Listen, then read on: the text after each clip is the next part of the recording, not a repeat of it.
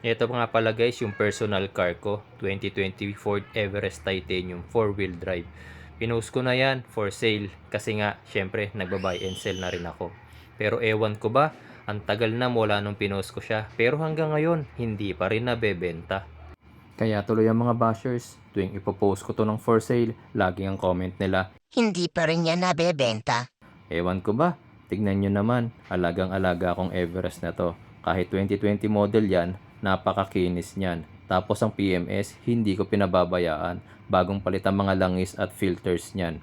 Kung titingnan nyo rin ang pintura, original paint pa yan mga bossing. Kaya nga nagtataka ko, bakit hindi siya nabebenta? Kung sa bagay, hindi nga lang pala itong Everest kung tinitira ng mga basher. Basta nagpost ako ng mga for sale na sasakyan, lahat yon kokomenta nila ng malakas sa gasolina, mataas ang presyo. Pero wala silang ibang masabing negative, di ba? Ni hindi nila masabi na, Ay, palpak yung binibenta niya. Ay, nabahayan. Ay, nabanggayan. Ay, napitik yung mileage niyan. hindi nila kayang sabihin yon kasi hindi ko yun ginagawa. Mas mataas naman talaga ang presyo ng isa sasakyan kapag lihiti mong sariwa. Tsaka, ang hirap kayang humanap sa market ng mga direct first owner. Karamihan kasi sa nagpo-post sa market, buy and sell na rin. Tsaka baka inaakala ninyo, 4x2 lang itong Everest ko. Mali kayo dyan. 4-wheel drive ito. Top of the line variant ito at simula ng 2019 pataas, masyado nang malaki ang difference ng 4x2 sa 4-wheel drive. Marami na kasing advanced at safety feature ang 4-wheel drive kumpara sa 4x2. Kasama na dyan ang active parking assist, pre-collision assist, adaptive cruise control, blind spot warning at marami pang iba. Isang bagay pa na kaya kong ipagmalaki. Kahit mahirap ang competition, hindi ako mamimitik. Yes, medyo mataas na ang mileage niyan, 49,000 kilometers.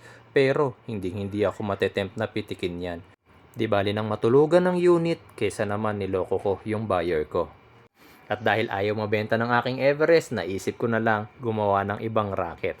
Total, marami naman akong viewers na galing sa ibang bansa at gusto nilang sorpresahin yung kanilang mga pamilya dito sa Pilipinas. Yung bang bigla silang uuwi dito sa Pilipinas nang hindi alam ng kanilang pamilya, tapos may dala silang regalo. Aba, parang magandang racket yan. Tara mga boss, kilalanin nyo yung client natin ngayong araw na to. Naisipan niyang umuwi ng Pilipinas tapos susurpresahin niya daw yung kanyang pamilya. So maghahatid tayo ngayon ng regalo. Ito na yung unang araw natin ng ganitong racket. Papunta tayo ngayon ng Naiya, 7 o'clock pa lang kasi alas 9 daw yung arrival ng ating client. Kaya kailangan maaga tayong dumating ng Naiya, di ba? Para siguradong hindi ma-traffic, tara mag-skyway na. Di baling mas maaga tayong dumating doon kaysa naman yung client pa yung maghintay sa atin. Aba, eto na tayo ang aga. Ito na rin yung pinakaunang beses na makakakita ako ng ganyang kalapit na eroplano kasi first time ko lang naman ding dumaan sa lugar na to. Sa Terminal 3 nga pala yan ng Naiya. At syempre dahil first timer natin dito, hindi natin alam kung saan magpa-park kaya medyo nag-aalangan tayo dyan. Kaya ang ginawa ko dyan, nagtanong-tanong muna ako kung saan magandang mag-parking. Ayan at nakakita na tayo ng magandang spot. Dito nga lang pala yan sa harap ng Mega World. Dito daw talagang parkingan ng mga sumusundo sa airport. Tignan nyo naman yung Everest ko. Ang kinis, di ba?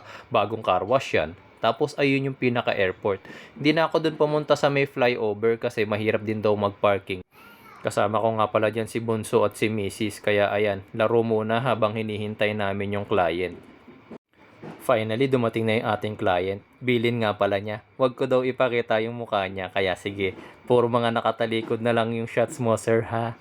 Heto at ipapakita na natin kay sir yung regalong pinabili niya sa atin at ipang susurpresa sa family niya.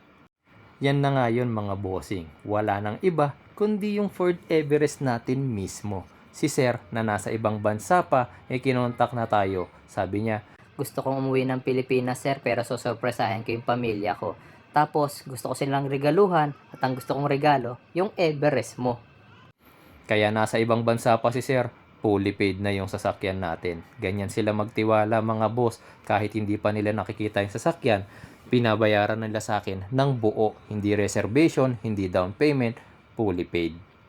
Pero syempre, bago natin yan hinatid kay sir, marami tayong pinagawa dyan. Interior at exterior detailing. Pinabuffing na rin natin yan para syempre, mas maganda siyang tignan. May additional request nga pala dyan yung ating client. Ako naman, basta kaya kong ibigay, why not? Ang gusto lang naman ni client, madagdagan daw ng isa pang susi yung kanyang sasakyan. Kaya mula sa dalawa, ginawa na nating 3. Kasi kung magpapagawa siya niyan sa casa guys, mahal yan. Kung di ako nagkakamali, nasa 25,000 pataas ang pagpapagawa ng additional key. Pero sa atin, nilibre na natin si Bossing. Pinalitan na rin nga pala natin yung kanyang mga rain visors kasi yung dati niyang rain visor, bukod sa malabo na, yung isa meron pang crack. At dahil ako nga ang nagbenta ng sasakyan kay Bossing, isa pang privy ko, pre-transfer of ownership. Lalong-lalo na kay boss na lagi nasa ibang bansa. Alam kong hindi mo maaasikaso pagpapatransfer. Kaya ako na ang gagawa nun para sa'yo. Tsaka hindi lang pala kay boss. Sa lahat na naging client ko, ako talaga ang nagta-transfer of ownership. Oh, take note ha. Sagot ko ang transfer of ownership na yon, pati gastos. O diba? Yung mga bagay na yan, hindi nyo siguro alam. Pero dagdag yan sa mga expenses ko as seller. Sa sobrang dami ng feature ni Ford, grabe, ang tagal na namin nag-uusap dyan ni Bossing. Pinapaliwanag ko sa kanya kung paano gamitin at paano i-enable yung mga features niya. Kaya sabi ko na lang sa kanya, Sir, if ever na meron kang hindi alam, huwag kang mag-alala, mag-message ka lang sa akin, aasikasuhin kita at tuturuan kita syempre. Basta ngayon ang mahalaga, maituro ko muna kay Bossing kung ano yung mga basic things na kailangan niyang malaman para magamit niya ng maayos itong ating Ford Everest. Siya nga pala, galing si sir ng ibang bansa, tapos dediretso na siya ngayon ng Baguio, di ba? Grabe, wala bang pagod tong client ko na to. Mami, last day mo na makikita si Everest. Ano sabi ni tatay? Meron ko si tatay. Bakit? Kasi gusto niya yan. Sabi nga niya sa akin pag umuwi daw tayo ng summer, yan daw ulit gagamitin. Alam ba niya na ngayong araw na kukunin yan? Very good nga lang sabi niya. Kaya nga eh. Kasi nung nagpunta tayo sa summer, Ah. Tapos ano pa, sobrang komportable pa. mukhang Wala eh. plano na naman umuwi eh. Nagustuhan ni Bossing eh. Bye-bye na Everest.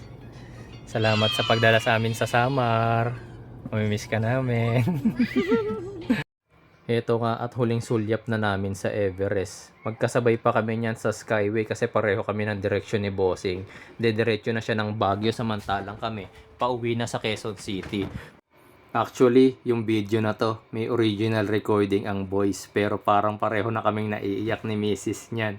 Yung boses namin mahahalata mo yung tunog parang malapit ng umiyak.